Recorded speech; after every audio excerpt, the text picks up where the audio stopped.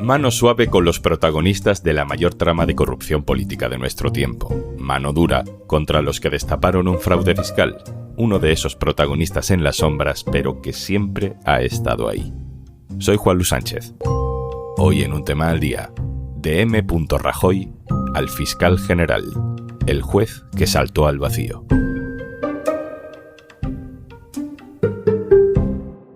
Una cosa antes de empezar. Si quieres saber cómo puede ayudar Kit Digital a mejorar tu negocio, te cuento más al final del episodio. Me dirijo al testigo. Buenos días. En primer lugar, le voy a pedir juramento o promesa. ¿Jura usted o promete decir la verdad a las preguntas que se le hagan en este acto? Sí, juro. Díganos su nombre, por favor. Mariano Rajoy Brey. Era una convulsa mañana de julio de 2017. Mariano Rajoy Brey, presidente del gobierno, acudía a la Audiencia Nacional. Momento inédito. Declaraba como testigo en el caso de corrupción más importante de las últimas décadas, el caso Gürtel. Rajoy no lo sabía en ese momento, pero tan solo un año después ya no sería presidente del gobierno. Este juicio acabaría con su partido condenado por corrupción y financiación ilegal, y eso daría pie a una moción de censura que le echaría de Moncloa.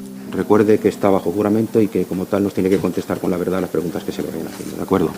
Sin embargo, para Mariano Rajoy, aquella mañana todo fue más fácil de lo que podría haber sido. De entrada acudía como testigo, no como imputado en la financiación ilegal de su propio partido. El juez de la sala decidió colocarle además en un sitio preferente, a su derecha.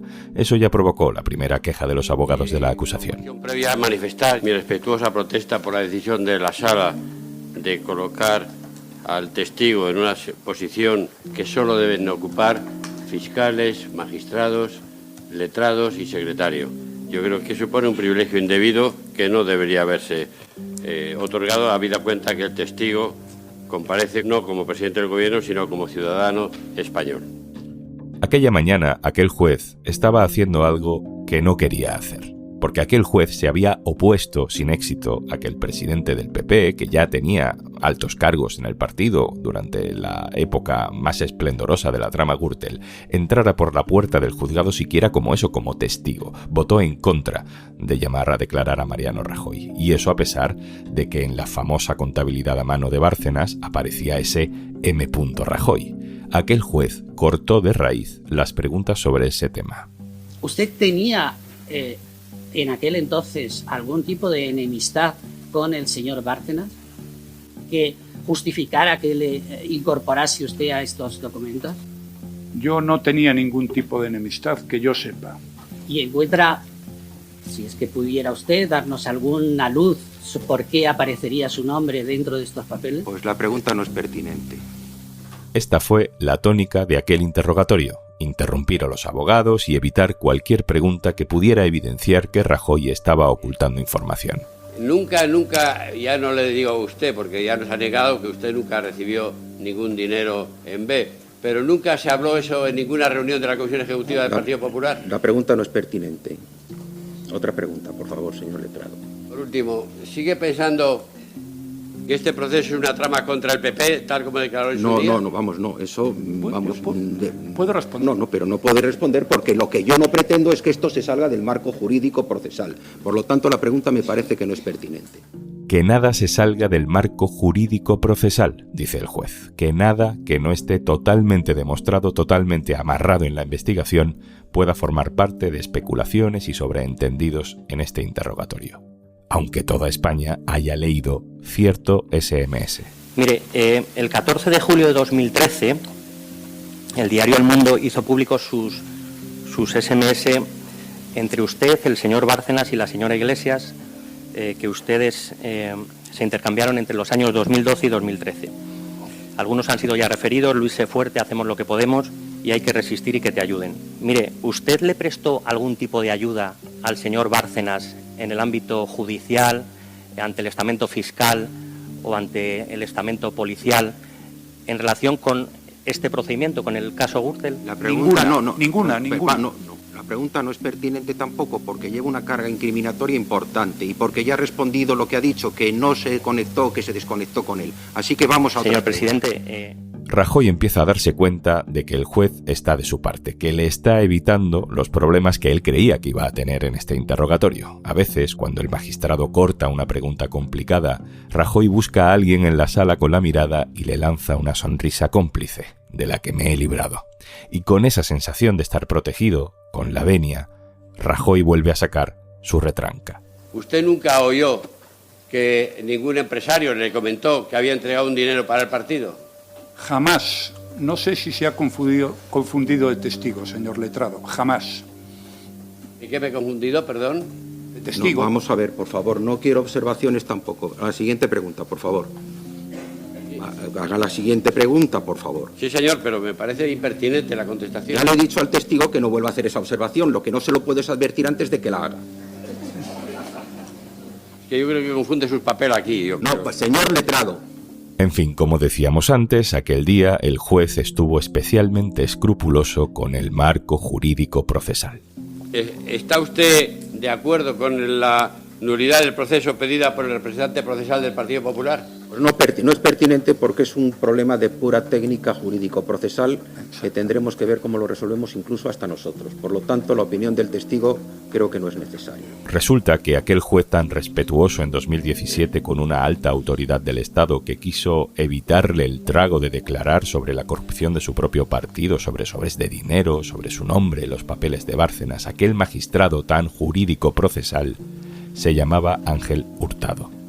Ángel Hurtado es el mismo juez que ha imputado y que acaba de mandar a juicio al fiscal general del Estado porque sospecha, sin acreditar ninguna prueba, que pudo pasarle el correo de confesión por fraude fiscal de la pareja de Ayuso a varios periodistas. ¿Cómo puede ser el mismo juez? Así que la pregunta no es pertinente. Pues sí que lo es. Ignacio Escolar, director del diario.es. Hola. Hola, Juanlu. Creo que es pertinente hablar de Ángel Hurtado. Los que no estamos cada día pendientes del quién es quién del mundo judicial, pues recordábamos la comparecencia aquella tan intensa de Rajoy, pero no que el juez era el mismo que ahora manda al banquillo de los acusados al fiscal general del Estado. Pues yo creo que el papel de Hurtado en el juicio de la Gürtel es clave para entender quién es Hurtado y cómo fue su carrera. En ese interrogatorio yo lo definiría como un defensa central, más que como un juez que está intentando aclarar lo ocurrido y sacar adelante la verdad. Ahí funcionó, en ese interrogatorio se ve, como un defensa central para Rajoy, intentando evitar que le llegasen goles, balones, al entonces presidente del gobierno, Mariano Rajoy. De hecho, es importante conocer cómo llega Ángel Hurtado a ese tribunal de la Gürtel, que fue en su momento muy polémico en la Audiencia Nacional. En el primer tribunal que se conformó, los 3 jueces que le iban a juzgar al PP en este caso de corrupción, había 2 magistrados que fueron apartados por sus propios compañeros de sala. Eran Enrique López y Concepción Espejel, 2 jueces muy cercanos al Partido Popular. Enrique López es un juez que después fue consejero de Justicia con Isabel Díaz Ayuso, que fue también asesor de justicia de Pablo Casado y que en tiempos de aquel juicio ya era un habitual en los cursos de la FAES del PP, donde participaba constantemente, casi te diría, como lo que acabó siendo después, como un asesor más del partido, ¿no? Entonces hubo una votación en la Audiencia Nacional donde los jueces se tuvieron que pronunciar sobre si Espejel y López eran adecuados para juzgar a la Gürtel. Y Hurtado, curiosamente, fue uno de los poquísimos dentro de la Audiencia Nacional que dijo que sí, que Enrique López, por supuesto, que podía juzgar a la Gürtel con total imparcialidad, a pesar de que era evidente que esa imparcialidad no la tenía. De hecho, llegó a justificar que participara mucho en cursos de la FAES argumentando que eso era bueno para asesorar a los partidos. No es que ahora hayamos ido al vídeo de 2017 y hayamos descubierto a un juez casualmente, fíjate qué suave era con Rajoy, es que ya en aquel momento Ignacio llamó la atención por su interrogatorio. Ángel Hurtado no solamente llamó la atención por cómo se comportó durante el interrogatorio a M. Rajoy, también por todos los intentos que hizo para que Rajoy no fuera citado siquiera a declarar. Primero hizo un voto particular en el que argumentaba que no hacía falta llamar a Rajoy a declarar, entre otras cosas porque la caja B del partido ya estaba acreditada, que ya había bastantes evidencias de esa caja, con lo cual no hacía falta llamar a más personas de las que aparecían en los papeles de Bárcenas como receptores de sobresueldos en dinero negro. Luego intentó que la comparecencia fuese telemática, argumentando que no había que hacerle pasar al presidente del gobierno como testigo por el oprobio de tener que ir a hablar de la Gürtel, como si no tuviese nada que aportar en ese caso. Y ya por último fue en ese interrogatorio en el que se dedicó permanentemente a interrumpir a los abogados de la acusación, intentando que Rajoy no tuviera que responder a ninguna pregunta incómoda. Claro, la pregunta era, ¿para qué ha ido el testigo Rajoy si no se le puede preguntar precisamente por aquello por lo que ha venido ahí, que es su presencia en los papeles de la Gürtel? Luego, por cierto, se supo que ese interrogatorio quedó acreditado en la propia sentencia, incluso en la sentencia del Supremo, que Rajoy no dijo la verdad, que fue como testigo obligado a decir verdad, pero que mintió ante el tribunal. Pero aquel juicio termina con una sentencia condenatoria al PP por el caso Gürtel bastante demoledora, financiación ilegal, contabilidad B, y Hurtado, Ignacio, formó parte de ese tribunal que condenó al PP. La sentencia de la Gürtel es condenatoria al PP a pesar del juez Hurtado. Había 3 jueces en ese tribunal y Hurtado iba a ser el ponente, al final no hizo en la ponencia y acabó haciendo un voto particular en contra del criterio de los otros 2 magistrados, de Diego y de Prada, que eran los que efectivamente firmaron la condena. Era muy curioso porque en ese voto particular lo que hacía el juez Hurtado era, después de haber dicho que no hacía falta aprobar la caja B porque ya estaba aprobada, en el voto particular contra la condena del PP a título lucrativo argumentó que era colateral esto de la caja B, que no era necesario y que además no era algo que tuviese que ver con el juicio. Y luego también dijo que culpar al PP de la Gürtel era un salto al vacío. Siguiente pregunta evidente. ¿Cómo termina el juez Hurtado en ese destino soñado para un magistrado que es el Tribunal Supremo? Pues Hurtado, poco después de esta sentencia, y gracias probablemente a los servicios prestados, fue promocionado al Tribunal Supremo. A pesar de que incluso el Tribunal Supremo, cuando vio la sentencia de lo Gürtel, no hizo caso al voto particular de Hurtado, sino hizo caso a la sentencia condenatoria. El Supremo corroboró la sentencia condenatoria, pero pocos años después, el Consejo General del Poder Judicial, el anterior, cuando estaba ya con el mandato caducado en funciones, uno de sus últimos nombramientos fue ascender al juez Hurtado al Tribunal Supremo, a la Sala de lo Penal. Fue una decisión muy polémica, no fue por unanimidad.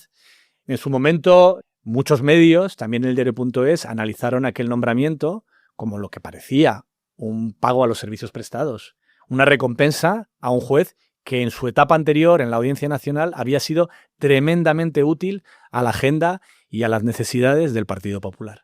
Ignacio, con todo esto, con todo lo que sabemos, con todo lo escrupuloso que parecía ser el juez Hurtado, o esos eran sus argumentos durante el juicio, que estaba todo el rato apelando a no hacer saltos en el vacío, esto es literal, ¿no? A no salirse del marco jurídico procesal. Con todo eso nos encontramos con un juez Hurtado en la investigación contra el fiscal general del Estado, en un caso relacionado con Ayuso, y recomendando que vaya a juicio como presunto autor este fiscal de la filtración del correo de la pareja de Ayuso. Pero todo esto basado en sospechas. Claro, yo puedo entender que haya magistrados más osados y también magistrados muy garantistas que crean que hay que tener mucho cuidado con las consecuencias de llamar a alguien a declarar o interrogarle. Lo que no puedo entender es el doble rasero. Que el mismo juez que se ponía extremadamente garantista y diciendo que no estaba del todo probado, algo que, en fin, está a la vista de todos, que es que la Gürtel era una trama del PP, ¿no? No estoy desvelando ninguna exclusiva ni algo, y no por esa causa, sino por, además de esa causa, las innumerables causas en las que queda acreditado este sentido. Pero el juez Hurtado no. El juez Hurtado fue el que se negaba a que Rajoy fuera a declarar como testigo porque era señalarle, en fin, no quería averiguar quién era M. Rajoy. Estoy ironizando, parece que sí lo sabía. Y también al mismo tiempo es el que cuando se pone a preparar un auto de procesamiento contra el fiscal general del Estado, se permite decir cosas de las que no hay evidencia alguna, como que el fiscal obedecía a las órdenes del gobierno cuando hizo esa filtración. Si eso es así, si el juez Hurtado tiene no solamente una sospecha como puede tener cualquiera en una barra de bar, sino algo un poco más serio, que es lo que tiene que tener un juez del Supremo, de indicios, de pruebas, de evidencias, lo que tendría que haber hecho no es un auto de procesamiento, es continuar la investigación, imputar al alto cargo de Moncloa que había tenido acceso a esos correos, 8 horas después de que estuvieran publicados, por otra parte. En fin, hacer el tipo de cosas que puede hacer el Supremo, que para eso tiene capacidad de juzgar e investigar aforados. No lo ha hecho. Y no lo ha hecho porque ese encabezado con el que arranca su auto de procesamiento, donde dice que la presidencia del gobierno estaba informado y el fiscal obedecía órdenes y que además estuvo también filtrando, todo eso es pues lo que decía el juez Hurtado, el del pasado, un salto al vacío. Un salto al vacío porque, lo mismo a la gente le cuesta creerlo, pero en este auto de más de 50 páginas no hay las típicas evidencias, pruebas, audios, grabaciones que demuestren que fue el fiscal. Hay elementos que al juez le hacen sospechar.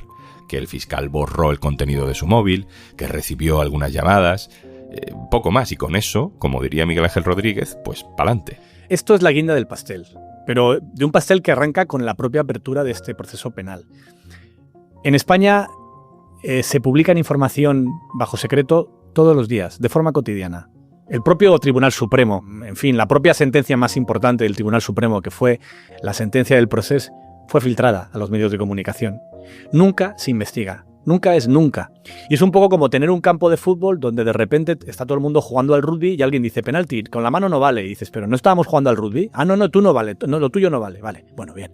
Después sigue siendo anómala por otra razón. Porque registrar el despacho del fiscal general del Estado ante una situación de este tipo es una barbaridad. Es una desproporción enorme entre lo que persigues y los métodos que empleas. Porque, para empezar, ni siquiera el Supremo debería conocer las cosas que conoce el fiscal general, que es el único de todo el proceso judicial español que tiene información directa de todas las causas secretas que hay en España. Imagínate, por ejemplo, que hubiese una causa secreta sobre un juez del Supremo. ¿Por qué debe saberlo el Supremo? No debe de saberlo.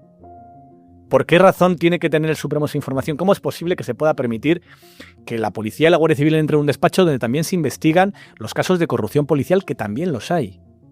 Esa información es tremendamente sensible y adoptar una medida tan exagerada como entrar ahí como si fuese el despacho de un narcotraficante es algo ya muy anómalo. Pero también es anómalo como arrancó la investigación, porque se empezó investigando una nota de prensa.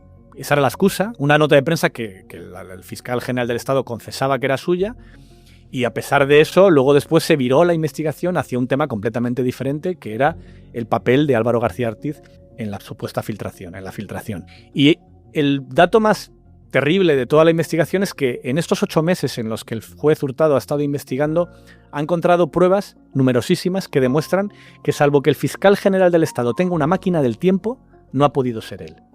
Porque resulta que está acreditadísimo a qué hora, en qué momento y qué día él tuvo acceso a esa información. Y también ha acreditado la investigación que en las redacciones de Madrid, 31 horas antes, al menos, en algunos casos días antes, teníamos esa información. Pues, ¿cómo es posible que el fiscal sea el culpable o el sospechoso principal si la filtración se inicia muchísimo antes de que él tenga esa documentación?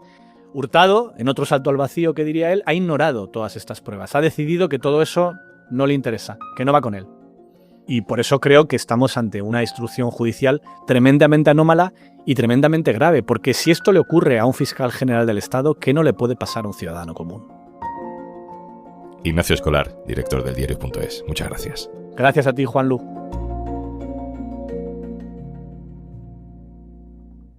Y antes de marcharnos... Gracias a Kit Digital, empresas como Fruterías Helio han digitalizado sus negocios. Una de las cosas que nos ha venido súper bien es para el tema de los fichajes de los trabajadores. Para nosotros todo más informatizado, todo mejor. Solicita ya tu bono digital.